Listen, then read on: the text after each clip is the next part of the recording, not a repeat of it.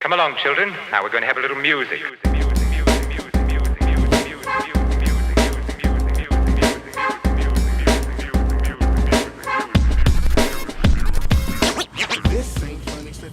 What is up? What is back? Welcome back to First Cut Live. We are here, obviously, with a very special guest, Mr. Oyama in the house. What is up, man? Yeah, it's been a while. Thanks for having me back, guys. Excited to talk about some stuff I really like, some stuff that happened that I didn't love, but, you know, it's exciting nonetheless. Thanks for having me on. Obviously, here as well, we have Mr. RB3 in the house. What's up, bro? What's going on? What's going on? Happy to be here on a Friday afternoon with the First Cut crew. And here as well, our center, our anchor, our team captain, Sabrina in the house. What's up, Sabrina? Doing great. This is like my third show of the day. I have one more. So it's been a busy Friday, but I'm happy to be here. Yeah, we're obviously going to get into why Paul is here, which is mainly to talk about the Sundance experience of 2021, which is obviously a very different Sundance than the other years in the past. But first off, let's talk about the Lakers, man. Why are they so overpowered? Seriously, man. Y'all got to chill, man. What did LeBron do last night? A triple-double? Like a 30-point triple-double? He's trying to prove to the world that he can still be the most dominant player, age 36. Yeah, man. He's killing it in third place in MVP voting right now, man. He's just killing that third place, you know? Hey, man. Should I he be left him in third? train wreck. A train wreck. That's a great performance. Should he be third right now, though? Yes. He should be number one, actually. I was going to say, Yeah. should he be number one? Should be. Either way, guys, let's get into what we're here to talk about, which is obviously award season is upon us. That means we have a ton of nominations that have come out over this past week, starting specifically with the wildest awards of all, the Golden Globes. Everyone hates on the Golden Globes. It's fun to hate on the Golden Globes because it is a very small section of journalists, international journalists. 90 to be exact. 90 to be exact. That's a very small amount, which is why it gets a little bit weird, if that's the best way to describe it. General thoughts right away, and by general, I really do mean general. I want to hear you guys' opinion on the Golden Globe nominations. Let's start with you, Sabrina. Yeah, overall, not surprised by the quality of what was nominated, but still, you just expect more. I feel like there were so many things this year that they missed off, and obviously we're going to get to specifics. It's just Jared Leto getting nominated for a below average film, and instead of some other performances this year, it's not surprising. Just overall disappointed. How about you, Paul? Yeah, the thing is, every year the Globes come out, nominations come out every year. I write an angry tweet and then delete it 10 minutes later because I was like, it's also the Globes. Like, I feel like we give them way too much power. You know, it's like about 90 random foreign journalists, and it's like, I don't know, pick me and 89 of my friends, and I feel like we could come up with a better system for voting on this stuff. But yeah, I mean, there's obviously specific grievances I have with stuff that was and wasn't nominated. I just try not to put too much investment in it because I know this is like the goofy award show, and that's why that, you know, honestly, the one Sabrina named might not even be one of the 4 or 5 worst ones for me. Like, there's a long list of disastrous stuff, but, you know, Globes are gonna Globes, and the show itself is always pretty entertaining, but this is just what happens with this award body, so. You know, RB3, what do you think, man? Yeah, it was funny because you know, Destiny is someone who's like largely outside of like this like movie space or whatever. So I kind of like talked to her for like the normal perspective, and you know, vice versa. She like asked me questions. So it was funny. Like she was like, "Yeah, these Golden Globe nominations kind of crazy because you know they didn't nominate for one what I've recently caught on to was one of the best shows I've ever seen on television. I May Destroy You. Absolutely amazing. They completely snubbed that. A lot of notable snubs. I mean, they nominated. You know, they shut out The Five Bloods. They shut out. You know, on pretty much every significant black-led film in almost every category, except for particular ones, which we'll get to. And yeah, I mean, kind of the overall things with the Golden Globes is like they prioritize celebrity first over like anything else, right? And that's the reason why they would nominate Regina King for Best Director for One Night in Miami, but not nominate One Night in Miami for anything else, because they literally just care about the name like Regina King, right? And that's the same thing with all these award shows. Now, I think it is notable that I think it's notable and cool that there are 3 women directors nominated for Best Director this year. That's positive, and I think that's a good indicator for what we're looking at for the Oscar race this year. I think that could be a potential that we see here. It might not be the same 3, but at least 2 of those 3 for sure. But yeah, overall, I mean, you know, it's the same old stuff. I don't again, and kind of me, part of me, you know, as a Hamilton stan, I love Hamilton, but still, part of me does feel like it's a bit of a cheat code to put it in the a musical category with the rest of the film. So I don't know. Yeah, is there a specific nomination? I think you mentioned Jared Leto, Sabrina, that you thought was pretty egregious. Me? Hmm? Yeah, well, Jared Leto getting nominated, and I believe, I don't know if I'm mixing it up with the SAG Awards, but I believe Paul Raci for Sound of Metal wasn't nominated. So I just think that's an absolute abomination that Paul Raci wasn't nominated and Jared was. But obviously there's so many in this one. Hillbilly Elegy kind of getting the love. No offense, but it's 2 incredible actresses, but not great performances, not a great film. I just think there was so much to love this year that they just didn't highlight. But again, exactly what RB3 said. It's Glenn Close, it's Amy Adams. These are the names that you want to hear. But there's a lot. Did Hillbilly Elegy get nominated? Not for the film itself, for the performance. I think Glenn actresses. Close, I think, did. And Amy Adams got the SAG nomination. I think they split. One got the SAG, one got the Golden Globe. How about you, Paul? Is there any one specific? Oh yeah, this guy. I need to stop seeing him in movies on my TV screen. Get James Corden out of my life. Get him out of the Golden Globe nominations. Like, The Prom was like in my like bottom 3 films of I saw like 120 movies from 2020, and The Prom was like in the bottom 3. That movie is terrible. He is like one of the worst parts about it. Like, Nicole Kidman, kind of innocent, but James Corden is horrible in the movie, and like with such a year with potential to nominate so many cool people in like a comedy musical category, like to just give the TV host from the musical, like it's just so bad. And like there's a bunch of other ones, obviously Michaela Cole not being nominated and The Undoing being nominated instead for Best Series, I think is kind of rough too. But well, I don't know about that, because you know RB3 loves The Undoing. I understand for sure. You love that one. I feel like that's the total opposite show of I May Destroy You. Then it just shows like the stuff that they care about and the stuff they don't care about. But yeah, the James Corden thing above all for me is the one that I just like. I just can't. Is that more of an issue with the separation between the drama actors and then the musical comedy actors? I feel like that's always happens every year, where they just add this rando inside the comedy musical category as far as performances, because they're kind of scraping the bottom of the barrel to try to find a performance that's a comedy or musical. I don't know what you think of that. I think that they always want there to be a musical representation, and so they will throw any actor or actress in a musical just to make sure one of the 5 is from a musical. But like, to me, when you have a year like this, when there are all these comedic performances that like are actually interesting and like really captivating, to have that be one of the ones that you recognize, to me is just like really frustrating, I guess. Is there one that you would include instead? A couple actors maybe?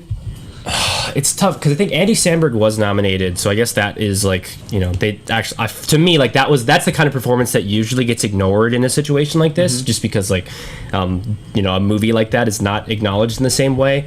I guess like as far as specifics, like I should have taken more time to like look at specifically who I think should be in instead, but like just to me, like that is just like the worst possible case. Like, I think you name an actor that was in a comedy, I probably think they deserve it over James Corden. That's basically how I feel about the whole thing. How about you, Sabrina? Well, another big one. I mean, when we're talking about the drama, best performance by actor in a drama, and we have Gary Oldman for Mank. No offense, RB3. I know you love him, and I know you love that film. But I know we all agree Delroy Lindo deserved it 100% in front of him. It's a funny conversation that we had earlier, because I used Anthony Hopkins and Gary Oldman as examples of just like the obvious choices, and I didn't think that they would actually go a Gary Oldman over Delroy Lindo. So I think it's just sad to see that he's not included on this list, because in my opinion, that was the best performance of the year, right next to Chadwick Boseman's and Ma Rainey's. Can we talk about the controversy, slight controversy, I don't think it's a major one, behind Promising Young Woman and I May Destroy You, and that tweet that kind of went viral? I'll start with you first, Sabrina. What do you think of that whole idea behind these two. One of them is a movie, the other one's a series, but I May Destroy You is basically a movie too. As far as the difference between one being nominated and the other not being nominated. I understand it. I understand it 100%, and I believe that we should be celebrating a series like that. I just feel like Promising Young Woman has had this buzz over the last year, and it's something that I'm not surprised that it got nominated. The second it premiered, I think it was at like Sundance last year, everybody was talking about it. That was the first time I heard about it. And then people have been talking about it even as theaters were shutting down. We're like, okay, but when are we going to get this film? When is this coming out? How is it coming out? I kept seeing that over and over again. And for a film like this, you don't usually have that kind of uproar. Like everyone's talking about like Tenet, things like that. And I just feel like with the subject matter and with the actress that we have, the performance that we have, and the director just getting all of this attention, all of this love, just seeing interviews everywhere, it makes sense. I wish like both of them would have been nominated. But yes, it's hard to put like two things against each other that are just like a little bit different, even though they deal with certain subject matters. I don't know. I'm just Do you happy. not feel like that's a fair tweet No. or comparison? Well, I feel like any opinion is 100% fair. I just don't feel like you need to use an example to lift up another one. It should be like, hey, this should have been recognized. This should have been nominated. This is a snub. Rather than like, why are you paying attention to this when you should be paying attention to that?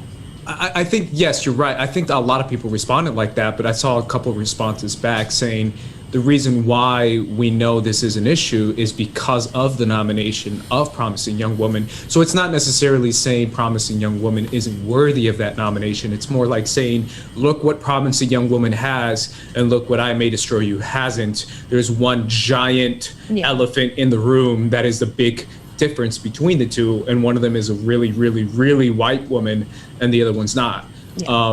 So that's kind of the issue that's at hand. I don't know what you think, Paul.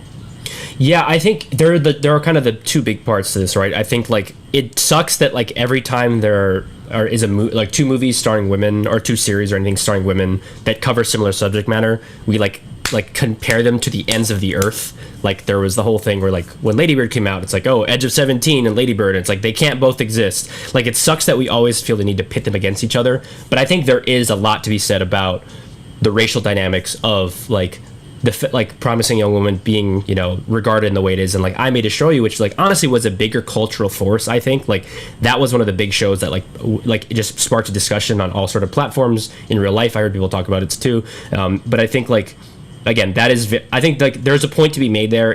But at the same time, it's kind of a bummer that like the way we do it is like, oh, this other film about a woman going through similar things, like that they have to be put against either. But again, like there is a point being made, and I think like there's a lot of truth to that statement at least. And I think a large part of it also goes back to I think for me, when you look at these nominations, it clearly seems like they already kind of felt like they had like a token black thing with like nominating small acts. Because for one, the Golden Globes is really the only thing I've seen recognized like small acts like in a major kind of way like this so far, at least so far. So I kind of feel like in their minds, they're like, oh, we already have like one black British like, you know, thing in here. Let's just throw that in here and let's, you know, not even address like what I May Destroy You might be. Now, for me personally, I think it's already kind of stupid to not have the best TV movie and best miniseries like split up at this point, because at this point there are so many movies and there are so many miniseries that are so worthy of recognition that they deserve to be recognized anyway. But also it goes to show you, I mean, there's been a long history of the Golden Globes having a problematic representation when it comes to nominating black and brown-led things. Again, it just goes, we see that all throughout the movie categories. Like I said, no The Five Bloods, no One Night in Miami. We see Judas and the Black Messiah get a nomination for Daniel Kaluuya's performance. But there's not a lot of big, like heavier work black contenders that we see in here. And we see Ma Rainey obviously too, but I think that's more of a Netflix effect more than anything. And I think that's also a big part of this process too. I don't think HBO might have put the same resources behind I May Destroy You getting into this kind of group as they would have, like you said, The Undoing. Because I don't think, I think Michelle Nicole is easily one of the most talented people in the entire world. But, and the Golden Globes mind, she's not as big of a celebrity as a Nicole Kidman or as, whoever else, as the Queen or as the Queen's Gambit or anything like that. So it's just really tricky and really tough. But I really hate to see, that lack of representation, because I said in a tweet, like, I just simply think I made sure he's probably too complex for the Golden Globes minds. They're too simple-minded of a group to recognize this. So, and one of the weirdest things about the Golden Globes is, if you look at the acronym, like the Hollywood Foreign Press Association, like, they're not American, but they have so many of the issues that Americans have in terms of like the way that we see entertainment and the way that we arrange our entertainment apparatus. So I think it's fascinating that, like, like, for example, the whole thing with Minari, right? How Minari is not considered, like, it's considered a foreign language, or it's considered an international film, like, despite, again, Inglourious Basterds was nominated for Best Picture in 2009. That has half the English that Minari has, and is set outside the U.S., where Minari, every single frame's in the U.S. That issue, again, like, feels so American, but it's coming from these people who are outside of America. It's almost like their idea of what they think Americans like and care about, and it's like, it's a weird. The Golden Globes has always been like this mysterious body, and like most people don't know anything about them. Like, I bet if you ask even people who are tweeting reactions to it, and if they're not in the industry, a lot of them probably have no idea who the people that are voting on this are, because they're kind of behind the shadows, and it's this weird body. So I think, like, again, it's just a strange awards, and it's a strange awards body, and that's why the conversation around it becomes so fraught. And it's like, every year they get us, everyone's like, oh, this is the year I'm not going to give the Globes attention, and they do some wild shit, and it's like, oh man, I gotta say something about this. Yeah, it's every year. Yeah, it really is, and it's really funny the way people react to it. I agree with you guys 100%. I really do feel like there's issues, and I think they should be pointed out. But at the same time, it's Globes, right? They're gonna do weird stuff like this. You guys already said it, but that's the only tweet that I said about the Golden Globes, is the fact that Chloe Zhao, Emerald Fennell, and Regina King were all nominated for Best Director. That category specifically has been notoriously not filled with women at all. In any kind of award season or any kind of award show. So I want to give a big shout out to that. That's probably my final thought. Great big shout out. There's definitely still a part of me that definitely feels like that's just a headline thing too. Like, because again, why wasn't any actor from One Night in Miami nominated? Like, Leslie Odom Jr. was nominated. Of course, but they nominated the whole Hamilton cast. Like, they're gonna nominate him anyway. They nominated Sacha Baron Cohen twice. Like, they're not. They didn't. It seems like they don't even care about. They don't even care about remotely giving like any like real thing of substance, like towards any kind of other thing like that's outside of like the celebrity factor, right? Like outside of like the big name. But like, where's the screenplay nomination for it? Why is I love Trent Reznor and Atticus Ross, and I do think both the scores from Mank and Soul should be are amazing, but I don't think Mank should be nominated in any kind of score category. At least I disagree. That's like one of my favorite scores of the year. I think that's an incredible score. I do really enjoy that score too. I was gonna say Soul is my favorite score. Soul is my favorite score. Soul is so good. But have you guys seen Nomadland yet? Yes. That score. That's what I'm saying. Banger. Yes. Minari, same thing too. Mm-hmm. I mean, there's always going to be crazy things in there, but I really do feel like there should be something said about that, at least in my opinion. And then, all this is happening, and we're just skipping over the fact that Aaron Sorkin is nominated for directing, and he did a terrible job directing the movie, but, that's fine. Guys, seriously, while we're on that, I'm pretty sure Trial of the Chicago 7 is gonna win a lot more than we would like it to. Than a lot of It's the Netflix, like the big Netflix Oscar push. Like they're putting all their energy behind that and not behind many other films that are just as, if not much more, deserving. I think they'll run out of gas. I don't know why I think they will, but I think they will. I don't know why. I think don't underestimate people's love for Sorkin in Hollywood. People's love for Sorkin in Hollywood is out of control. I think by April, though, they might be over it. Maybe. I'm just hoping it doesn't win Best Picture at the Oscars. Like, it won't. There's no way. It's so comfortable. Don't say that, Ace. Don't say. We don't want to have to play this clip back and you curse us all. Yeah. I honestly think, if I'm being real, and I haven't even seen it. You three have seen it, but it's getting so much hype in every single awards podcast and movie podcast that I listen to. Nomadland with Frances McDormand, someone who's already won an Oscar. I think she is the front runner. Exactly. So I think she and her movie Nomadland is the front runner for all the awards: best director, picture, and actress. I think they love a split though, and I think like there's a decent chance that like I think Chloe Zhao actually has a better chance than the movie winning best picture. Like I think both are pretty decently likely, but I think like if there is just going to be one, it'll be her, and like that's why I'm worried like what's going to win is going to be, you know, Ma Rainey is going to be like the father in some weird happenstance. Like I don't know, like things are kind of up in the air, I think. Let's quickly go to the SAG Awards. Anything that stands out to you guys from the SAG Awards specifically? I know, Sabrina, you had thoughts on this one, right? Yeah, I got to pull those up. There was a lot. Again, it's just kind of one of those things where you're leaving off really great people. Now we have Hillbilly Elegy again, but we have Amy Adams for female actor in a leading role. Like there's so many performances. We put Sydney Flanagan for Never Rarely Sometimes Always. That's something that we talk about a ton. This should have been her spot instead. Like somebody else. There was so many like worthy contenders, and same thing with Gary Oldman Mank nominated again for the SAG Award over someone like a Delroy Lindo. And it's crazy because a few months ago, everyone's like, oh, Delroy Lindo is like locked in for the Oscars. It's between like him or Chadwick.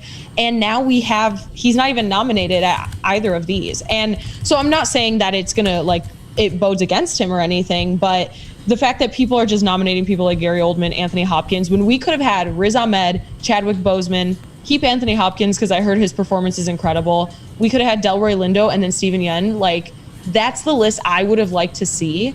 But then again, we have Glenn Close actually nominated again for supporting as well for Hillbilly Elegy.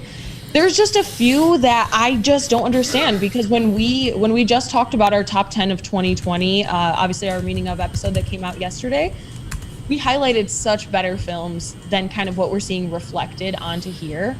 There's a lot of really great ones, but I don't know. I have a feeling Carey Mulligan might take Best Actress. I feel like she's sneaking up. I've been keeping up. I'll send you the thing, Paul. I've been keeping up with all of the random little awards, and Frances McDormand and Carey Mulligan are basically like neck and neck tied for every single one on wins. So I just feel like for the SAG or for Golden Globes or something like that, I think she's going to sneak up. So that's something that I think is cool, even though I think Frances McDormand deserves it. I honestly think it's going to be Viola Davis. I don't think it's going to be either one of them. Oh, wow. To be quite honest with you, Really? she's odds-on favorite right now. Yeah. I think it's Frances McDormand all the way. I wish the thing is she won like 3 years ago, and I think like that's going to deter them from like being as excited. Viola Davis was at least the year before that, so it's like a little bit more in the recent past. I don't know, it's tough. Like the SAG Awards kind of fluctuate because for a long time they actually did not line up with the Oscars at all. Like it was kind of infamous that like the SAG Awards are not really a portender of the Oscars, but last year all 4 performances and Best Picture I think were all the same SAG Awards and Oscars, so maybe that's something that's changing. I think in a year like this, though, it's so hard to like rely on something like the award bodies because like more than ever the conversation is just going to shift, and so many of these movies like nobody has seen. Like even like a lot of like the movies that are nominated, like a lot of even critics haven't seen some of these movies. So like I think it's going to change a lot, and like with a bigger window, like there's so much more time, which honestly the bigger window is going to hurt something like The Five Bloods, which came out so long ago. Like it's going to almost be a year from when it premiered by the time the Oscars happen. So that's why like I'm nervous for something like that to happen. But I don't know, the SAG Awards, I don't know, they can be indicative of, not always. When are we going to get past, I guess, because we're not past it. When are we going to get past the legacy award? Like Anthony Hopkins, I haven't seen The Father. I don't think most critics have seen The Father. But it's one of those movies that is like another Glenn Close, The Wife? Another The Wife, where I think it's a little different. I actually think that the Mauritanian is The Wife of this year, because that movie got a bunch of nominations at the Golden Globes and at the SAG Awards, and like no one has seen it, no one talked about it. Like The Father is at least buzzy, like that's a big play that I like Brendan Meyer, who's like somebody that you guys also are familiar with. He's a big fan of the play, and he's always talking about how that's an incredible play, and like that's something I've heard a good buzz about. The Mauritanian I've heard nothing about, and that's I think going to be the Wife of this year, of like coming out of nowhere and like kind of not existing, and all of a sudden it's gotten all these nominations. Like never, I mean, we didn't even mention in the Golden Globes talk, like the Sia movie got a bunch of nominations, and like that is like a whole other train wreck that we don't even necessarily need to get into fully, but those are the kind of movies. I think The Father's like a little more respected, I think, by people that have seen it. I think more the Anthony Hopkins of it all, though, where it's like, it's Anthony Hopkins, we have to give him the award kind of thing. I feel like so I haven't seen The Father, but from what I've heard of it, I've heard his performance is genuinely incredible. I feel like that's more where we get on like the Gary Oldman of it getting nominated. That's who I think this year is the one that should not be on the list, and we should have people like Delroy Lindo. I haven't seen The Father yet, but everyone's kind of hyping up that performance. So even though I do think it is much easier for him, it's like, oh, it's Anthony Hopkins. Maybe after we see it, we'll kind of agree that it's one of the best performances. I feel like that's more of like a Renee Zellweger and Judy.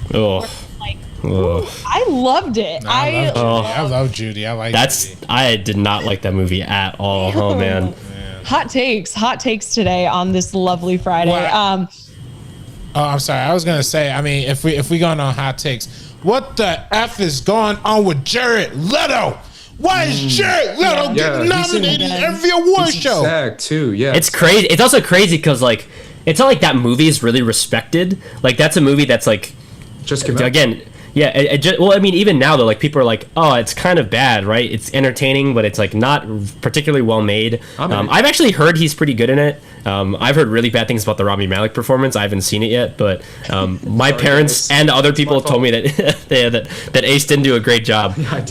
But that's a super weird. I phoned it in, man. That's a super weird one, just because like I feel like Jared Leto is like not really that well liked. I don't think. I guess maybe by people who don't talk about it as much, but at least in terms of like film media and like publicly, he's not someone that's really widely celebrated, so it's a very strange thing. I actually think critics, I don't know if it's critics or like, I don't know, like someone likes him because he keeps. Well, critics. The thing is, critics don't vote on these awards though. Like he never wins critic awards, if you notice. Like it's just these weird. Like I guess other actors respect his like commitment to the craft, and like he's a classic like actor on actor. Like the Joaquin Phoenix. It's like the Joaquin Phoenix Joker thing almost, kind of where it's like this is so crazy. Yeah. Did you guys see the actor on actor with him in John David Washington? I have not. No, I did not. I gotta be honest. I was like, oh, it's a John David Washington actors on actors.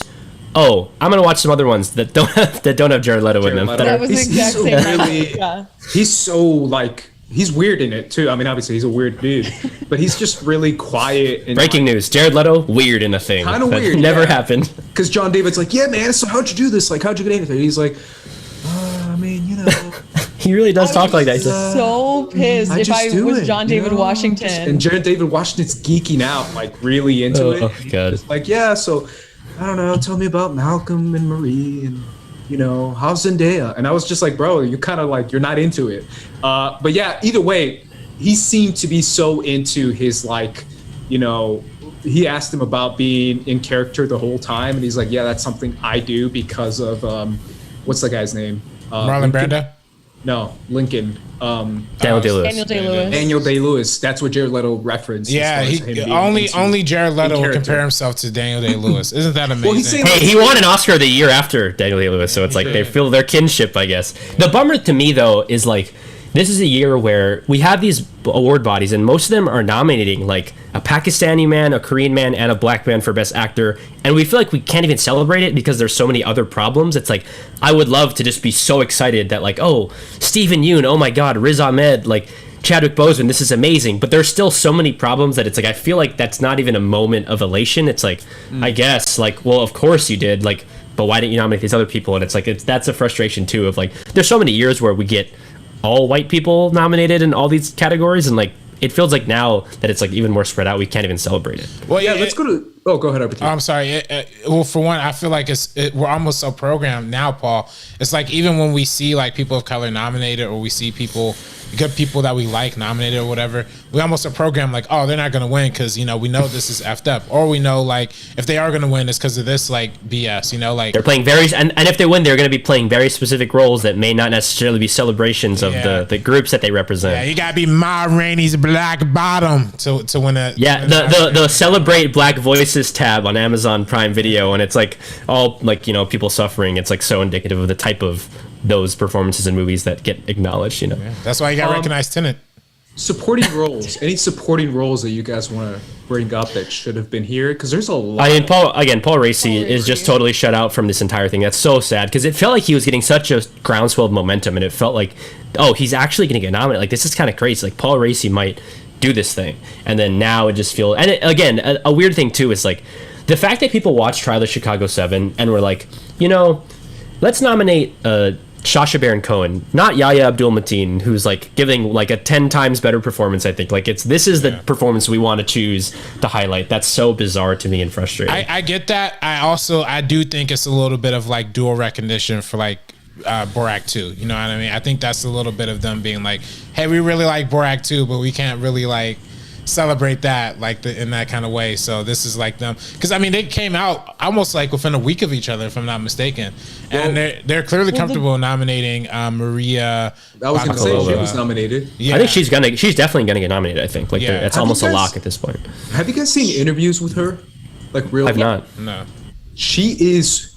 She's kind of her character. Oh, really? Like she's really like Bulgarian as hell. Like she does not like her Kelly Clarkson interview, and then she did another one with another person. I forget who it was. I watched Jimmy Kimmel. James Corden. She did a James Corden interview. Oh man, why are you giving him those ratings, man? What are you doing? This is why he's on TV. I looked it up because I didn't see Borat 2 till like 2 days ago, but these guys saw it and I didn't. But then I got interested in her, and I was like, oh, let me look her up in interviews. And in the James Corden interview, she's kind of nutty. Like she's really like energetic. Wait, what was she like doing a bit? Because like obviously like in the promotion for the first Borat, Sacha Baron Cohen was in character doing interviews on red carpets and stuff. So I wonder if seems to be like her. She was in character on the Jimmy Kimmel one that I saw. She was doing like a whole thing with that. But also, I mean, since we're on this topic, Sacha Baron Cohen was nominated for Best Actor for the Globes for Borat, and then also nominated for Trial of Chicago 7. And then this one, he was just nominated for Trial of Chicago 7. So it's just like, it's interesting to see, but I'm really happy to see Maria Bakalova on this list, like genuinely, no matter how she is in real life, whether she's playing a character or she's actually like that. I'm not saying she's like exactly like it, but anything that weird being celebrated like that is cool to me. Like anything that's just that strange. I just think she leaned into it, and I was like, oh, this is great. Good for her. Hell yeah. But I do gotta say though, I really appreciate, and I'm not even gonna come close to pronouncing the name correctly, but the Marini Best Supporting Actress recognition for Yeon Jung. You talking about Minari? Yeah, Minari. Yes. Oh, I thought you said Ma Rainey, and I was like, Ma Rainey. Yeah, I thought that too. Yeah. Yuan Young Jung. Yeah. Great seeing that nomination too, and also great seeing Daniel Kaluuya nominated. I know it's gonna cause some controversy. Even in our little Judas and the Black Messiah review, there's people in the comments arguing like, oh, he's British, like da da da, like whatever. But it was still dope. I do think it's interesting. Chadwick Boseman being nominated for 4 SAG Awards in 1 year, obviously for 2 ensembles, The Five Bloods and for Ma Rainey as well. I don't know, when you're talking about like this theme for The Five Bloods, I also think it doesn't help, frankly, that there's already so many like Netflix movies in the conversation too. I think that also like hurts it a little bit. And I also just think like, it's not like the most amazing film in the entire world, at least compared to like some of the other nominees. But I think if anything you got to recognize is like the acting and Delroy Lindo. So I don't know if his chances of actually getting an Oscar nomination are actually going to like come through or not.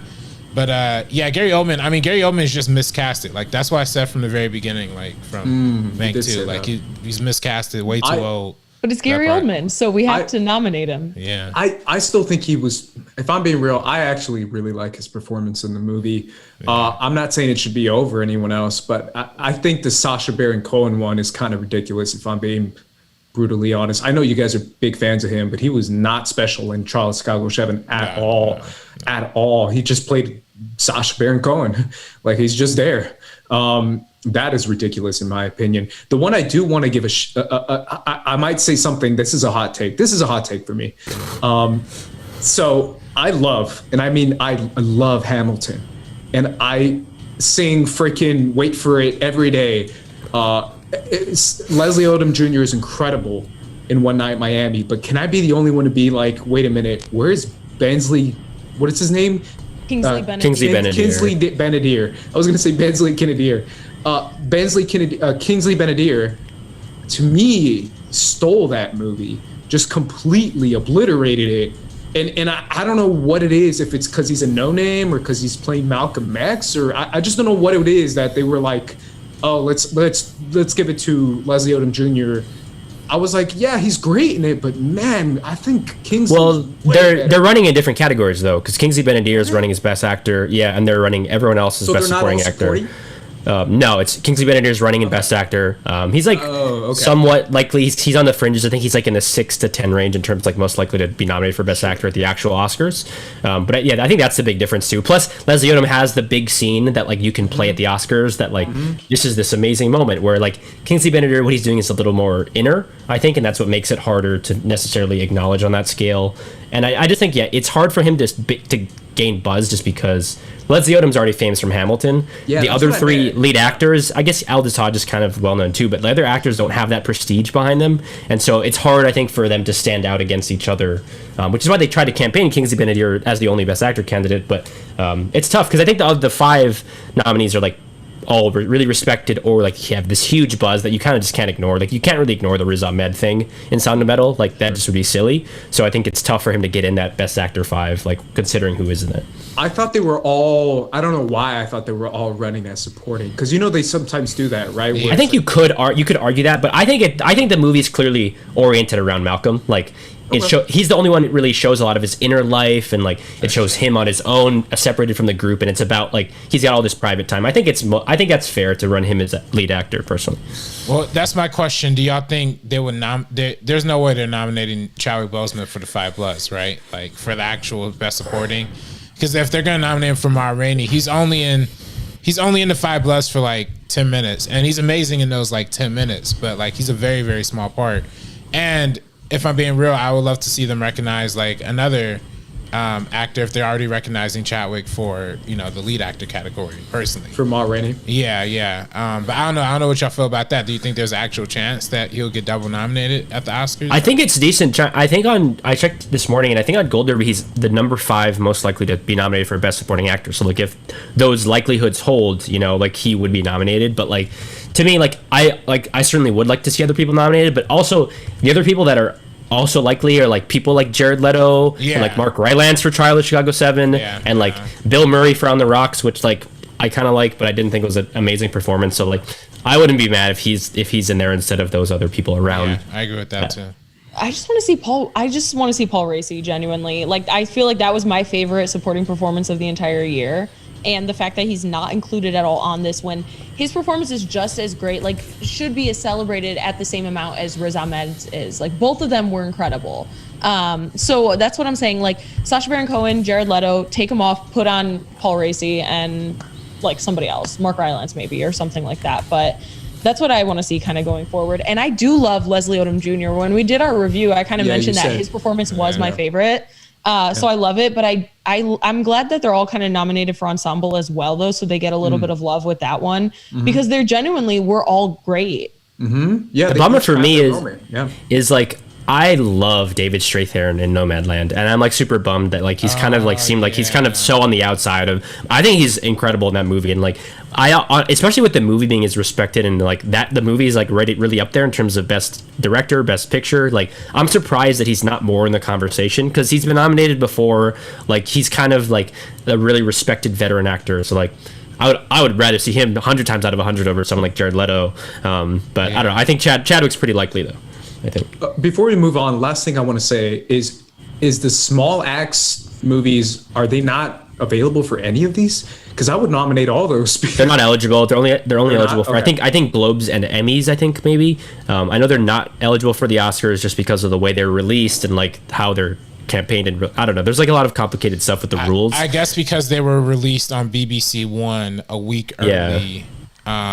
Instead of Amazon Prime, I think that's why they technically are considered they're TV movies, television instead of movies. Okay, so that whole streaming thing doesn't count for them, right? Because they said that streaming films will count. But that's not if they premiere on TV first. That's why like something like Bad Education is like a TV movie and that's not eligible for Oscars. So like that's why something like that is only eligible with the Emmys, where it's like it's about like the release, like what platform it's released on, where it was intended to be. Because like that the streaming thing counts only if you could have some kind of proof that you were intending to release in theaters, but like obviously if it was always planned for TV, so like I don't know, and in its home country too, I think that's part of it, the small X. Can I say that's kind of lame? I don't know why I think that's just dumb. And I think that's changing, if I'm being honest. The more and more we see it, the more and more I feel like streaming films are the future, right? I mean, we're seeing it now with pretty much every streaming film that's on Netflix that they're promoting, and Prime and other platforms that are now saying we're releasing a streaming, and obviously there's no theaters, so we can't put it in theaters anyway. I don't think it's a streaming thing. I think it's the anthology nature of small acts, which is why that's not being recognized. Because I think if they were released like all like, you know, on their own, it's not like it to me. It's if they was just put onto Amazon Prime, like it would totally be eligible, and I think it'd be decently likely to get attention. But the thing is, just they're released as a set, and there's a lot of confusion about are they pieces of a whole, the individual things. Like that's, I think, and it's complicated because these award bodies have to worry about themselves, and like they can't just like break down all barriers of entry. Then it's like who do they pick and who can they even exclude? It's kind of impossible. You have to set some kind of structure. So like I get it. It's frustrating because like it basically means they're not going to get much love from anyone because it's like they're in the middle of all these different award bodies. But I don't know. I think it makes sense. Yeah, I don't know why. I'll push back on that. I really feel like parameters now are kind of, they're meant to be broken down. We're seeing that now with streaming now, with theaters now that are not even open. So I kind of feel like streaming, like movies that are made for streaming and movies that are in film, whether it be anthology or not, I kind of feel like more and more should qualify. Oh, I'm not saying I'm saying like them as an award body, they're not going to do that, because like if they do that, then their existence is going to be like, then who's going to watch the Emmys if everything is a movie? Like if all these miniseries are movies and then nobody cares, if something like Chernobyl or I May Destroy You, like if those are movies now, like who's going to care as much about the Emmys or the like? So I think like it's there's a lot of political maneuvering, I think, with the different award systems, and I think that's just why it's going to be like that. There will be a tension. I think it'll change for sure, because like you can't deny like the movement of streaming.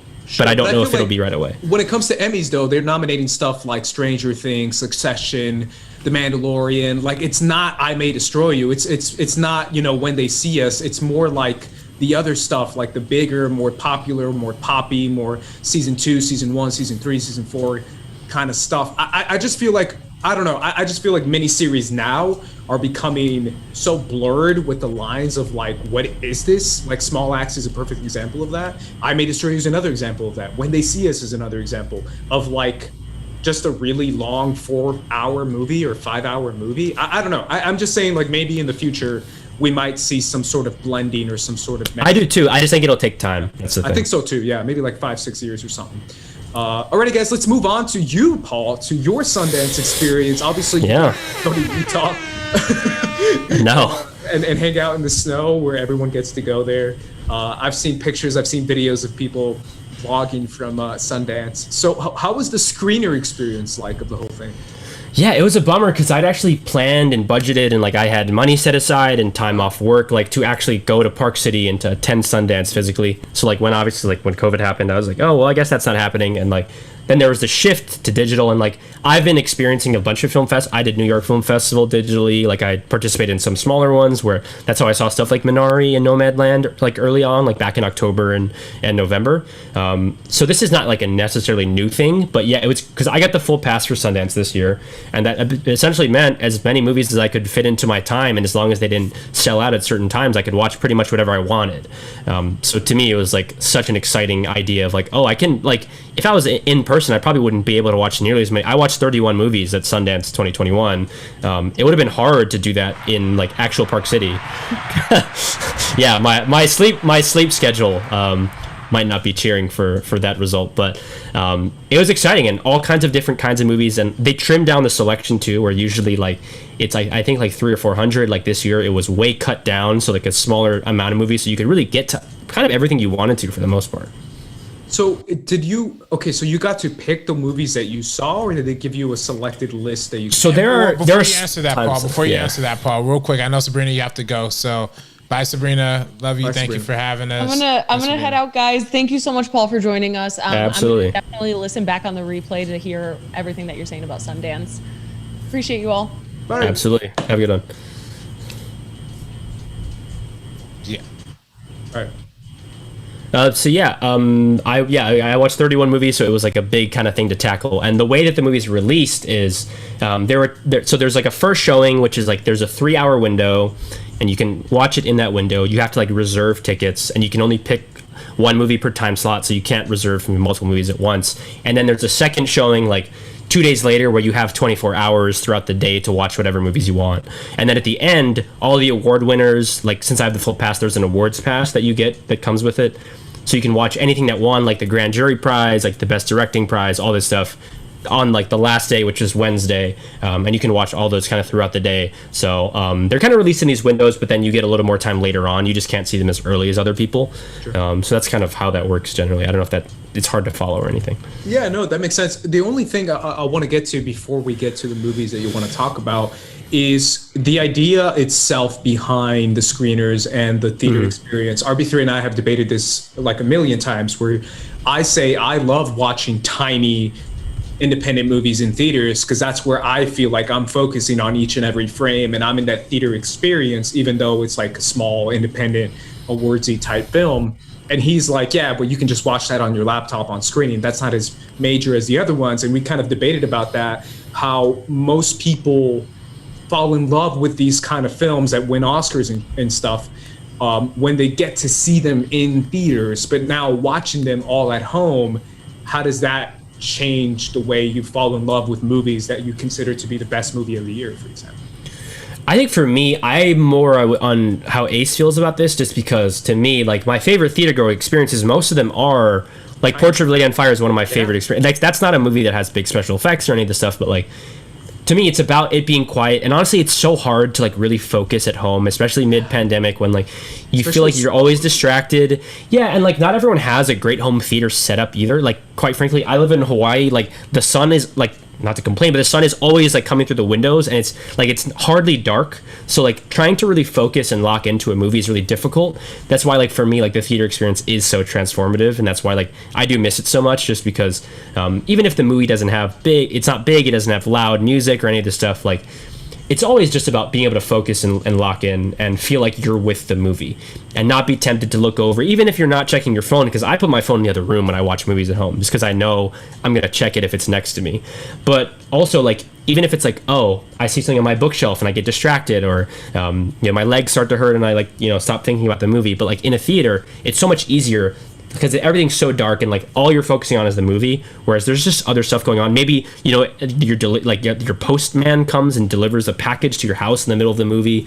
Maybe your Uber Eats shows up, like your microwave goes off. Like that stuff is all stuff you can't manage, and that's why like the theater experience is so special to me. Why obviously like it sucks being in a pandemic and we just can't go to the theater, and that's just our reality of life. But once that becomes possible, I still like cherish the intimate movies just as much, if not more, honestly, than blockbusters in a movie theater. Yeah, I mean, I wouldn't necessarily say that that's my exact argument that I'll make. You hate independent. He said, "Damn, you slander an RB3." He's like, "Let me defend myself." You hate independent movies, everything. No, that's not true. I'm just saying. You think they shouldn't be made? No, hell no. I think. I was just saying that I think it'll be okay to have these movies go to streaming a little earlier, because I think that it's more accessible. Like there's a lot of places where these movies aren't going to show, especially in theaters. Like it's not fair for somebody who's in Compton, California, or to drive 45 minutes to have to see Whiplash, or somebody who's in like Akron, Ohio, have to drive like an hour. I have no theater on the island, like because of the pandemic. Our theater closed, and I literally don't have a movie theater on the island. So I have to fly somewhere now. Yeah. Once the pandemic's over and theaters are open, I will have to fly somewhere to watch a movie in a movie theater, which is like.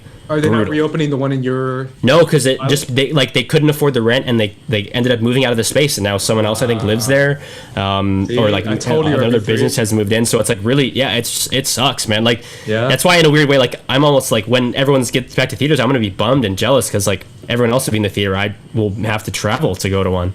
Yeah. That's what's happening now, man. That's what the pandemic has started. 2 movie theaters is something that's pretty dramatic. Let's move on real quick, Paul, to some of the movies that you want to highlight or that you want to give a shout out to. Yeah, so my favorite thing that I watched at Sundance was this movie called The World to Come. This is directed by Mona Fastfold, starring Vanessa Kirby and Catherine Waterston.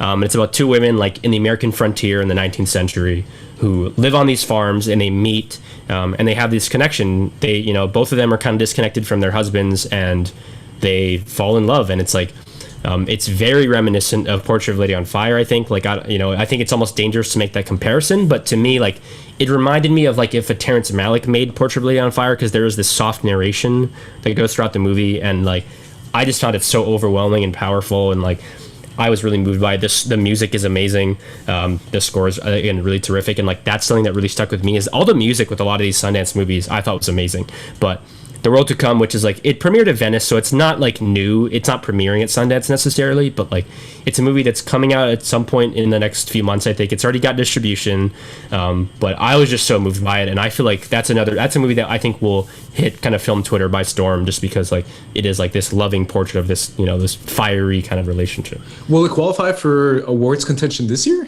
I think next year, just because it's not released theatrically yet. I think Sundance and Venice film festivals are the only times it's released, and that's not technically fitting in the window. Sure. So it'll be probably for next year, if anything, which is probably good, because then Vanessa Kirby doesn't get sort of mixed up with the Pieces of a Woman, and then that.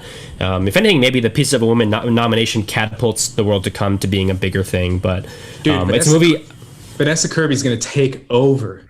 She's incredible. She's so good.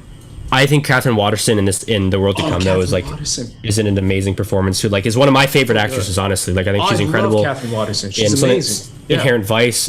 She, like, even something small like Sleeping with Other People, like Queen of Earth. Like, I think she's an awesome actress. And like the supporting Christopher Abbott too, who like had an amazing 2020, like the star of Possessor. He's been in indie movies like James White back in 2015. Like, he's this great indie actor who's kind of bursting onto the scene. And like, he had 2 films at Sundance, but like his performance in this I thought was really, really strong. And he's not in the movie a ton. He plays Vanessa Kirby's husband, but he's in it. And then Casey Affleck plays Catherine Waterston's husband, and he's also really good. He's a producer on the movie too. But I just think the movie's got such a great patience that like I really just loved it, and I was like so emotionally overwhelmed by it. Dude, you sold me, man. Absolutely. I love Catherine Waterston. I think she's incredible. This is my bias towards those Harry Potter movies, Fantastic Beasts movies. Oh yeah, just like I love her character. Out of all of Kristen Waterston, all of her movies. I'm saying I love her in everything. I mean, that's the biggest. That's her biggest movies. That's her biggest movie. She carries that whole damn thing, bro. Come on, bro. She does. Steve Jobs. Name is Steve Jobs. She's great. Yeah, she's great. She's great in Alien, bro. Alien Covenant. She's great in that. Well, you mentioned in her worst movie. What? She's great in everything. The worst movies. All right, whatever. Hey, man, if you can do that in that kind of movie, you're a good actress. Yeah. That's all I can say. What's another one, Paul? Yeah, so my second favorite film and like my favorite documentary of Sundance is this film called Cusp. It's a documentary about 3 high school girls that live in this small Texas town. And I don't know if either of you saw Minding the Gap a couple years ago. It was my favorite film of 2018, actually. It was like an Oscar-nominated documentary. Is that the skateboarding one? Yes. Yeah, if you haven't seen it, Ace, it's incredible. Oh, I saw it, yeah. Oh, you did. It's like one of my favorite movies of the last 5 years or so, and this movie really reminds me of that, because it is like this verite style of these young women, and you really just see like a lot of their day-to-day lives, like, but it deals with a lot of the struggles of living in that small town and like this environment where men don't respect women in the same way that you would like them to, and it's like it's all these, they're forced to turn to alcohol and drugs at like age 14 or 15 because there's nothing else to do in this town. And it's just such an intimate look at their lives and their day-to-days. And I was really moved by it. Like, it's one of those that I don't know if it'll connect for everybody, just because it's got some really like difficult to process content. And like, I've seen some people talk about that it could be seen as exploitative of that, but to me, it was such an honest look at like these traumatic experiences that like I really emotionally connected to something like Cusp, and I really loved it. And I don't think it has distribution yet. I don't think it's like planned to be released at any specific time, but that was one of my favorites too, for sure.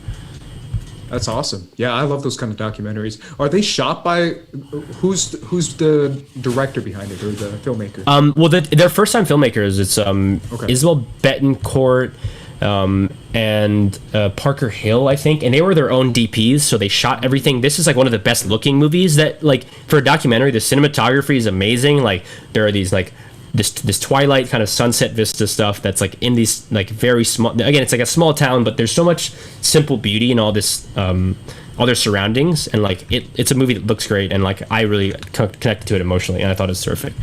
Yeah, I might need to show this to my cousins in Rialto. They're just sitting there smoking and drinking for no reason. You know what I mean? Like, no, but I think it really highlights sort of young girls' struggles, especially too, with like you know, men. You know, it has like, you know, like stuff like sexual trauma, I think, that like young girls experience, and it's really sad, but it's really bracing and honest about that stuff, and I found it really moving.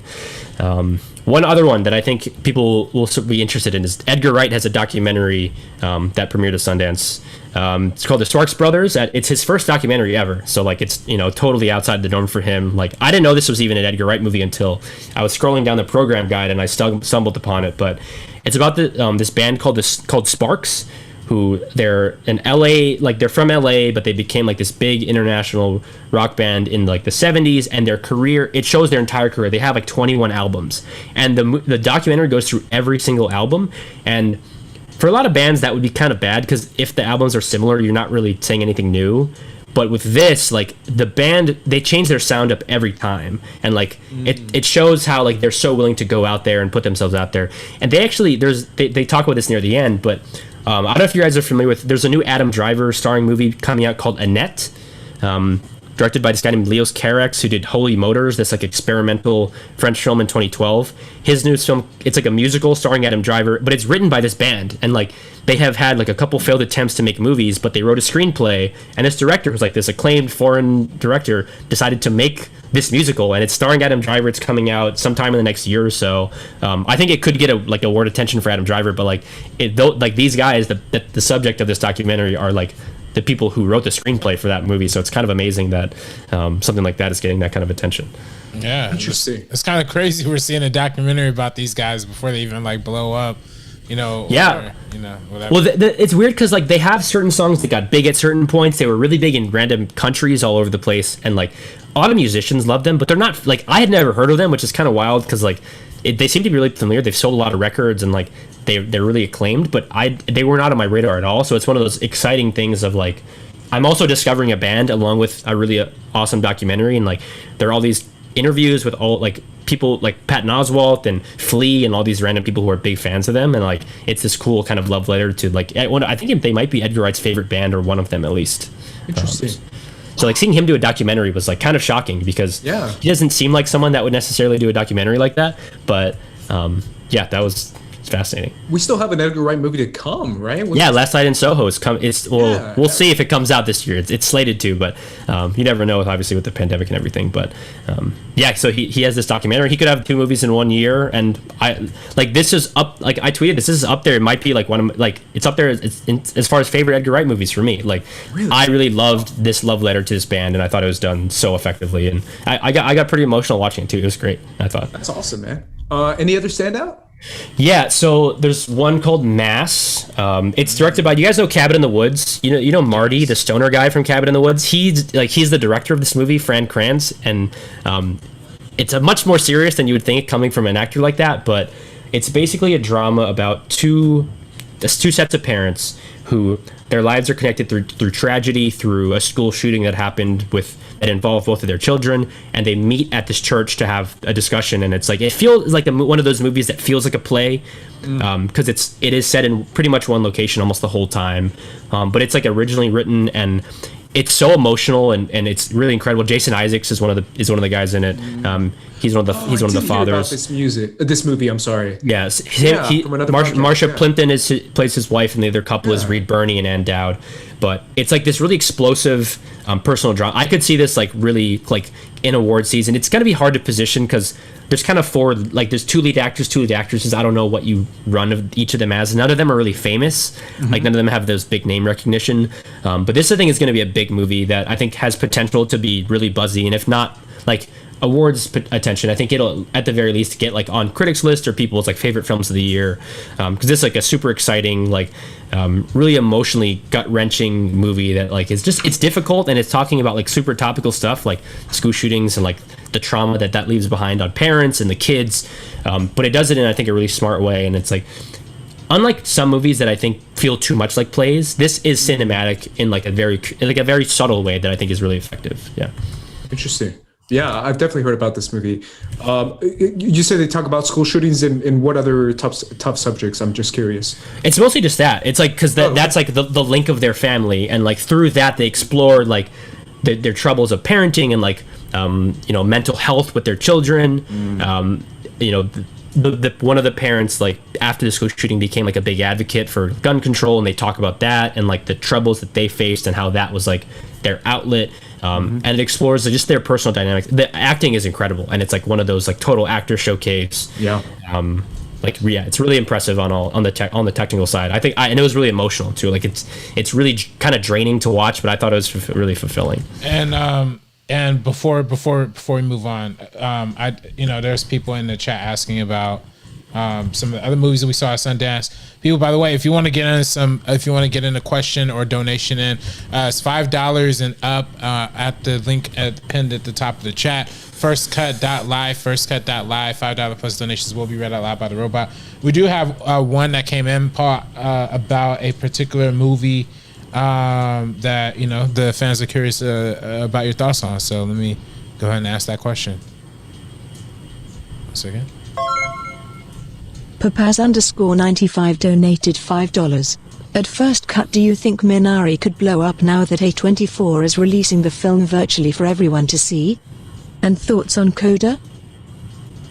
Coda. Which one's the last? Yeah.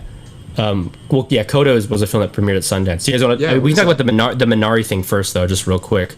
I do wonder, like, if this is going to get the same attention, because obviously A24 is a buzzy studio, right? But with the weird release where it kind of already has the attention, it feels like it already came out.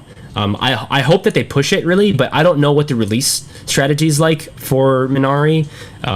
It was one of my 3 favorite films of 2020, but I don't know. What do you guys think about Minari's chances of, getting that recognition by regular people, not just Oscar voters? RP3, what do you think, man?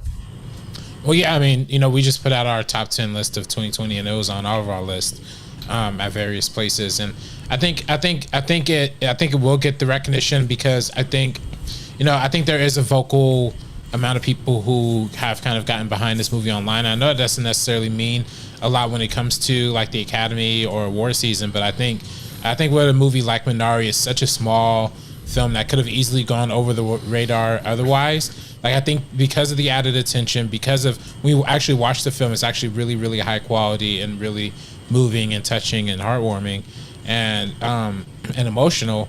That when it's kind of hard to deny is excellent. So I think in the same way that we kind of didn't see Parasite coming, but the quality of it helped build that buzz to get it to that point.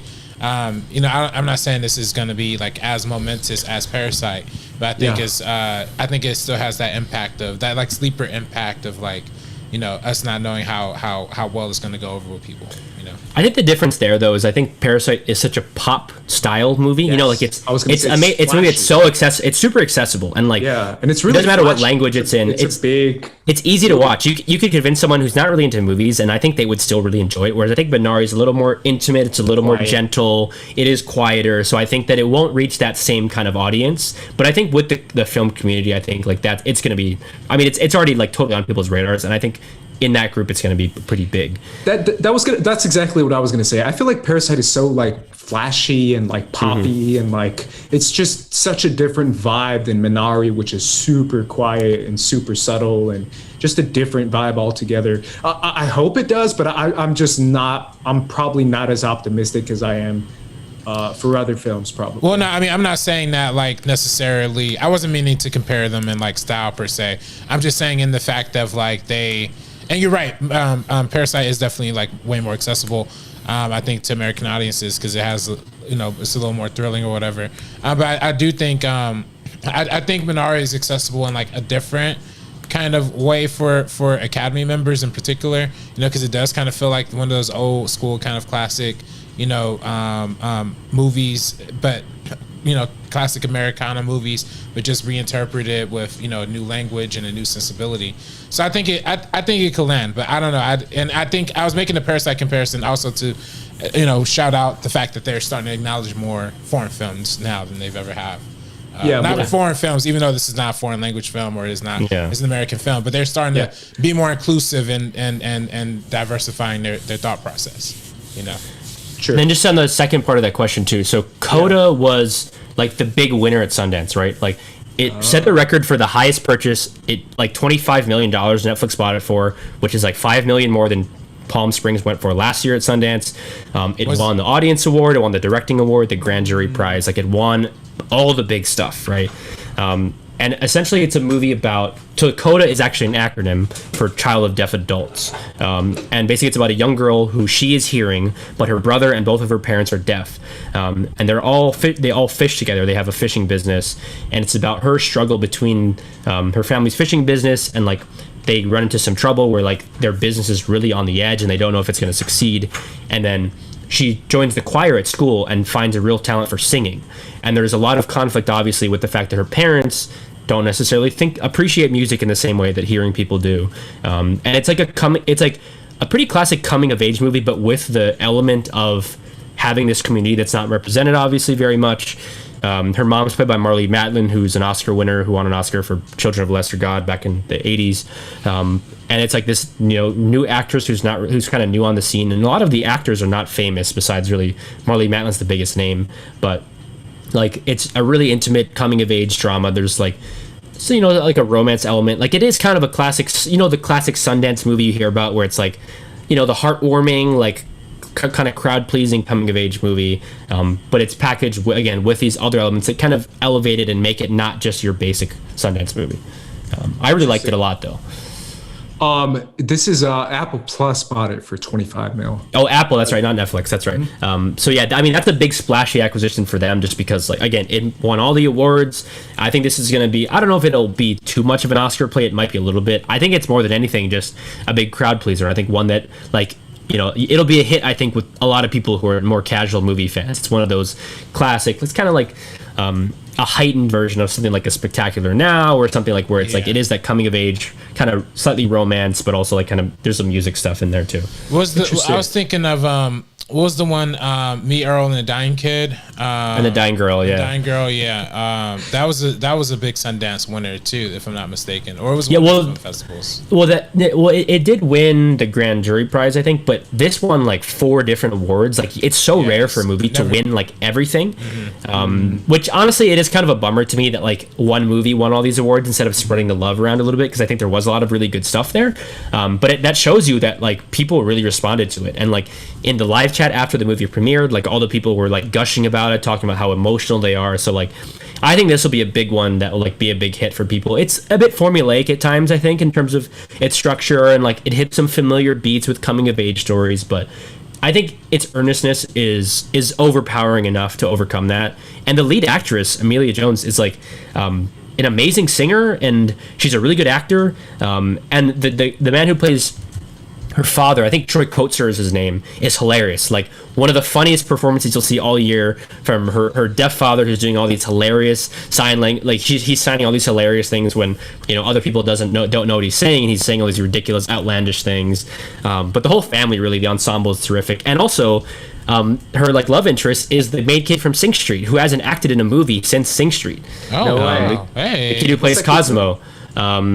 Oh God, now I'm totally spacing on his name. But he's the kid that plays Cosmo from Sing Street, so it's like his kind of big return to movie making after that kind of like 4-year hiatus. Fergal Walsh Pilo, that's right. Oh, Pilo, yeah, that's his name. But yeah, it's his kind of big return to movies too, which is really exciting. And again, it's got a lot of like familiar beats, but it's just executed really well, and I think that's more important. And I think it's going to be a big hit with audiences and critics alike. I just saw Eugenio Derbez is in this movie. I think he's hysterical. he plays her music teacher, and he's really outlandish, and he's got a big personality in it, and he's quite good too. Yeah, he's been in it for a minute, bro. I've seen that guy since I was like 5 years old. He's out here in Mexican shows and shit like that. Yeah. Cool, Paul. Anything else before we take off for the night? I mean, just a couple of stuff. Flea was a big buzzy one that I think is really great. An animated documentary about this man who's a refugee from Afghanistan. Yes. who traveled, to Europe to escape sort of the regime there. That's really emotional. I thought that was terrific. On the Count of Three, which also stars Christopher Abbott, Gerard Carmichael's directorial debut. It's got a lot of Safdie's energy. I don't love the way it ends, but it's got that great punchy dialogue, and it's really anxious, and like you're really at the edge of your seat, and it's got this kind of edgy material. I thought that was really good. Summer of Soul, Questlove's documentary that is like really widely beloved, that celebrates the Harlem Culture Festival of 1969. It's his first ever movie. It's footage that no one's ever seen. It's got legendary musicians and is like a big celebration concert film. It's like, I don't know if anybody's seen Dave Chappelle's Block Party from like the late 2000s, but it's like a similar thing where it shows these performances, but then has talking heads kind of contextualizing it. And I mean, there's a bunch of other stuff. Passing is going to be a big one, I think, too. Rebecca Hall's first movie, starring Tessa Thompson and Ruth Negga, about these black women who pass as white in the 1920s. Like that, I think, was technically really well made. I didn't love the direction, I think. And I think the script is a little lacking in some places, but I think like the acting, the music, Andre Holland's amazing as Tessa Thompson's husband. That's a movie that I think will get some attention as well. Well, yeah, I mean, there's a few there that you got me enticed with there. For one, Summer of Soul is definitely the one that I'm looking forward to the most. I'm hearing a lot of really rare reviews coming out about that one. And I love seeing Questlove have this like directorial debut like that's so widely received. Maybe there could be some sort of Oscar love sometime. I think for a documentary especially, like I think that like with him being a big name and it being like, that's a kind of movie that's sometimes celebrated at the Oscars, like the kind of concert style. Yeah, and I think that would be beautiful to recognize that underappreciated moment in music history. I also really am fascinated by this Passing movie. It also was a huge acquisition by Netflix, and again another addition into their black and white collection. I don't know what Netflix is doing with black and white cinema. Are they trying to bring it back? It looks gorgeous, though. It looks gorgeous, and the score is really like it uses an old orchestral piece along with an original score. All that technical stuff is on point. I think some of the story stuff I didn't love, but like all the filmmaking elements, I think were all really strong. Yeah, I mean, I think it's also very interesting Rebecca Hall directorial debut, and with Tessa Thompson at the helm. Part of me does wonder. Part of me does get a little concerned about telling this kind of story in this time period in this age, because there is that is a very real thing with white passing, lighter skin complexion. Well, Rebecca Hall's grandfather was a black man who was white passing, so like she has like a personal connection to it. Yeah, and like it's like that's something that like I didn't realize for a long time, is that I didn't know that she was part black. But like that's a part of her family's history, and that's kind of why she was inspired. Yeah, and it's like it's a Della Larson novel. The novel is from the 20s actually. Like it wasn't written today. It sounds really kind of progressive, but it was written way back then, and it's fascinating. And I think she did really I don't love her direction, but her adaptation I think is really interesting. Yeah, I'm just curious. I'm sure it's gonna spark some conversation about the issues of colorism and how things are different now, and that's that's been in the. I mean, it's such a complex issue, man, and it's been talked about a little bit, but it hasn't been talked about as much as I think it should. If I'm being real, just because even if you think about it, like even the idea of some of our biggest, especially women of color, black women of color, are usually extremely light skinned. Not that that's anything wrong, but just that those are usually the ones that always get famous, and not any of the other darker skinned beautiful actresses that are out there. So I'm so curious to see that and to talk about that, because it'll be one. I think there will be a lot of takes about this movie when it comes out, whether or not people love it, hate it, or kind of in the middle. I think like people will have pretty strong opinions about what it's saying and what it's doing. And I think like something that sparks conversation like that is something to be acknowledged and celebrated. That's what cinema is all about. I also I know also Judas and the Black Messiah came out. Did you have an opportunity to watch that? One of the things that I did is I specifically tried to watch mostly movies that did not have distribution yet.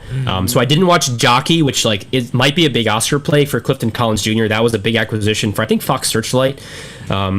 About like a horse train, all these horse movies in like the last 5 years is crazy. The Rider, Lean on Pete, like all this, like the Mustang, they're going crazy. So I didn't watch a lot of like Judas and the Black Messiah. I didn't watch that. I mostly just tried to watch the stuff that I think like might not get put out for a year or two, or we might even never see the light of day. I think, which is something that I more prioritized. Which it's kind of a bummer in some ways because like I am so excited to watch Judas and Black Messiah, trust me, but like I put my energy into stuff that like because it's going to be out in 2 weeks or less than 2 weeks even on HBO Max. On the 12th I think. But so I'm super stoked for that. But I figured for something like that I could wait. A couple other movies that like I wasn't like that I was still excited for, but I was like, you know, I know I'll see these. I don't know that I'll see a lot of the other stuff necessarily. So I took a chance on like, you know, there's this weird animated movie called Crypto Zoo that's like this adult American animated independent film that's really wild. This film called We're All Going to the World's Fair about like creepy pasta internet forums, all kind of crazy stuff. Yeah, it was. Yeah, we did. Sorry. We did. No, my bad. I didn't mean for it to interrupt you, Paul. Here I go. Yeah, you're good. I go ahead and replay it real quick. But yeah, I mean, those are all getting me excited. I was really looking forward to Flea. I was really looking forward to. That one got acquired too, so I think that will be out. I think that got acquired by Neon, so I think that's going to be put out pretty quick. It's going to have, I think, a pretty quick turnaround, I would say. Yeah, Neon has an executive deal with Hulu, if I'm not mistaken. If that's going to go to Hulu, yeah. Go ahead and play that RB3. The JJ_Winward donated $5. Wanted to show some love for We're All Going to the World's Fair. Blew me away showing some of the creepypasta culture. Reminded me of the stuff I used to watch when I was the main character's age. Hope it gets picked up somewhere. Yeah, that was the one that I really liked. That was like, I think that'll grow on me because basically the story is it's this young girl who participates in like this online challenge. You know how you see like the crazy challenges and it's like in a creepypasta forum where people are engaging in this kind of making these horror videos. It's a first-time actress this girl named Anna Cobb. She's incredible in it, I think. And it really shows like the side of the internet that a lot of kids engage in that I think parents don't quite get and don't understand. And like the creepy story, again, creepypasta, which is like a thing on Reddit, but also other internet forums that have similar ideas. And it feels like someone who really understands the internet. And you know how like a lot of movies that you can tell they're made by boomers, like they don't really know what they're talking about when they talk about social media or the internet, but like this is very authentic. It's got a lot of really relevant themes, and again, an incredible performance, very creepy, great score by Alex G. Like it's definitely one that like I think will grow on me as time goes on, and like I hope that it gets picked up just because it is like super interesting and such a movie of the internet age that like I'll be fascinated to see what people think of it. I'm so curious how many movies we're gonna get like that in the coming years. Internet movies, you know what I'm saying? A lot. We're gonna get a lot, right? Because I feel like there's some channels. I was looking at a YouTube channel now that talks about like the internet meme, drama, whatever it is. Like I feel like what did we get? Like 5 greenlit movies for the GameStop store. Oh Jesus! Noah Centineo starring in the GameStop stock store. There's like 5 that got greenlit, and last year, I don't know if you guys saw this. Feels Good Man. It's a documentary about like the creation of the Pepe the Frog meme and how it got turned into this. Yeah. I thought that was an incredible piece of like. This is what internet culture is actually like. It's interviewing people who are on 4chan. It's like really going into depth of like, this is what the internet's like. And those are the kind of movies I think we're going to keep getting. And I think that's great just because it's great that I think like movies about these subjects are being made by people who actually get them, not like old people making movies about the internet. That's like, that stuff is so bad most of the time. Okay. When you see like dating apps in movies directed by old people, like that stuff feels so inauthentic. And I think like, something like, you know, Feels Good Man, now We're All Going to the World's Fair. Like, that's the stuff that I think will start to snowball as we get further and further into the internet being a thing. Yeah, the one I saw, a YouTube channel, was talking about this convention that was like, was it Tumblr? Was it Pinterest? Some sort of convention that went wrong and that went awry. And I was like, this could be like, I could see this being a screenplay. Well, there's a ton of internet stuff on Reddit, on, you know, other websites that I feel like create stories within itself. Yeah. Well, I mean, I think channels talk about. I mean, I think that we've seen whole adaptations coming from Twitter threads. You know that we have. Zola, which was a big Sundance hit last year. That's gonna like hopefully that comes out soon because I heard that's really interesting. But like that's a movie you would never get 5 years ago. You know? Yeah, absolutely. And I think we're gonna see more of that. I think it surprised me. I'm shocked we haven't seen a Pizzagate movie yet. Frankly, that's one of the biggest internet scandals ever. Probably too controversial. Yeah, it might be a little controversial, but I'd also would love to see more exploration of like what like the effects of like the that blast of like social media is, right? Because this is a theme that is like lightly touched on, I feel like, in TV and movies right now. But I feel like when we're finally, especially in the post-pandemic age, like that's something where it's going to really, really start hitting home. I think people talk about like how our post-pandemic movies going to change, like after things are all over, and some people think, oh, there's going to be masks and all those things. I think it's really just going to get more like psychological the trauma of being locked in your house for over a year, like that is going to be a big theme in like 5-6 years. That will be such a big theme. I think that artists explore, even in music, that's already happened kind of right away, like Charlie XCX had an album that was recorded in quarantine. Like though that kind of art is going to evolve, and because film takes a while, we won't see it for a little bit, but I think you'll definitely see the effects of pandemic life, internet life, all that stuff start to sort of come together, and like it's going to change kind of some parts of movie culture, at least. For sure. It's insane, and if I'm being honest, I'm scared. Yeah. I really do feel like I kind of like, how there's this old people mentality. I'll consider myself an old person, of like this generation, like damn this generation, but at the same time I'm more like, man, I feel bad for this generation, because I really do sometimes scroll on TikTok and I'm just like, why and how, and I feel like 8th grade, the movie times 20. This has a similar thing where she's making a YouTube video and she's talking to the camera, like the movie that JJ mentioned is like, it feels like 8th grade, but for creepy horror stories on the internet. Like it's like a twisted version of that. I feel like the mental health of like 13, 14-year-old girls specifically is just going down the drain, and I feel so bad because 8th grade really talked about it a little bit, and that's YouTube, and that's like a little bit of like social media, like I think Twitter and shit, but like TikTok just amplifies that times 1,000. Like it's insane how like it's all just girls on there too, and it just makes it worse because it repeats one notion of what is acceptable and what is beauty and what is perception. It's just so hard to tell what the effects will be of any social media, because like we're so close to it still. We're so close to it still that that's what I'm saying. Like it's so unpredictable. Like you don't know what it's gonna, even like we still don't understand the effects of Facebook, and that shit's been around for over 20 years, like really at this point. So it's like you never really know. Yeah, DashCon was the one that I saw. Yes, DashCon. I think that I was like, that could be like a narrative structure movie or a docu-style movie. I also think the what's his face that did a ton of little docu YouTube shit. What's that guy's name? Casey Neistat? Casey Neistat? Yeah, that's what I thought he was gonna say. Honestly. It was the Tana girl, TanaCon. Was it TanaCon? Oh, I know you're talking about. Dude, yeah, just got canceled. Anthony D'Elia.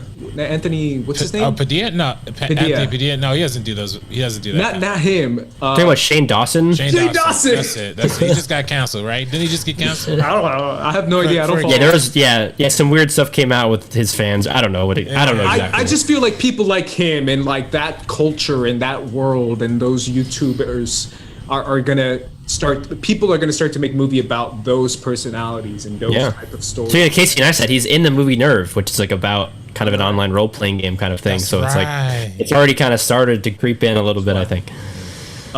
Either way, Paul, thank you so much for joining us, man. This was fun, dude. This was a lot. Yeah, thanks for having me on. Like it was obviously like a very taxing week. Not to complain about watching movies. It's not the end of the world, but it was a lot, and I'm glad that I could celebrate with you guys here. Yeah, absolutely. Where can everyone find you, man? Letterboxd is the main thing. If you want to see what movies I'm watching, what I think of them, just search my name, Paul Oyama. I'll be there. I actually tweet a lot more often now, so I guess if you want to follow me, Paul_Oyama, and watch me on the Showdown, I guess. Yeah, there you go. RB3, where can everyone find you? You can find me on Twitter and Instagram at DirectorRB3, and you can find me at Timestamp Movie. More developments coming really, really soon. And you can follow First Cut on Twitter, Instagram, TikTok, and Twitch at First Cut TMO. Let's help us get to 50 subs on Twitch ASAP immediately, please. Also, make sure to follow Sabrina as well, guys. Obviously, thank you to her for coming on today as well. Follow me at Squad Leader Race, and be sure to tune in this Sunday for more talk on Titan. We're going to be talking about the newest episode, so make sure you guys tune in for that. Either way, guys, for the First Cut crew, we're peacing out. Peace.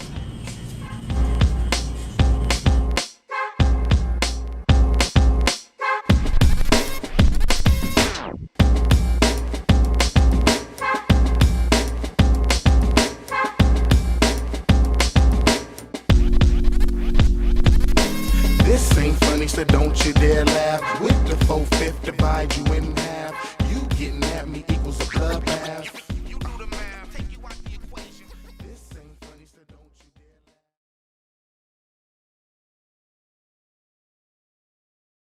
It's pretty.